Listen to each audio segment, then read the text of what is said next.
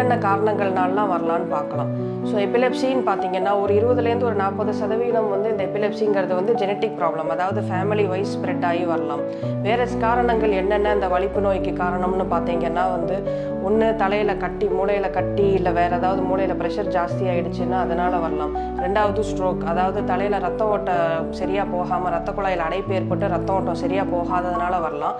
இல்லை ரத்த குழாயில் பிரச்சனை ஆகி ரத்த கசிவு ஏற்பட்டு மூளையில் ரத்த கசிவு வர்றதுனால இந்த மாதிரி வலிப்பு வரலாம்.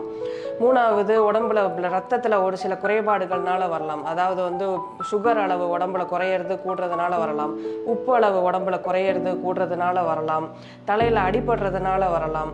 ஸோ வேறு சில உறுப்புகள் பிரச்சனை, அதாவது liver failure, kidney failure, heart problem, இந்த மாதிரி ப்ராப்ளம்ஸ் இருக்கிறவங்களுக்கும் வலிப்பு வியாதி வரலாம். ஸோ இதெல்லாம் தான் வந்து நமக்கு வலிப்பு வரத்துக்குரிய காமன் காஸ்.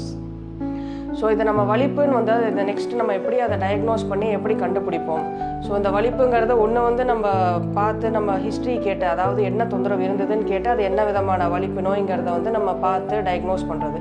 ரெண்டாவது இந்த வலிப்பு வியாதிக்குரிய ஒரு சில டெஸ்ட்டுகள் நம்ம பண்ண வேண்டியிருக்கும். அதாவது brain scan, CT scan and MRI scan மூலமாக மூளை நரம்புகள்லாம் நல்லா இருக்கா, தலையில் இருக்கிற ரத்த குழாயெல்லாம் சரியாக இருக்கான்னு பார்ப்போம்.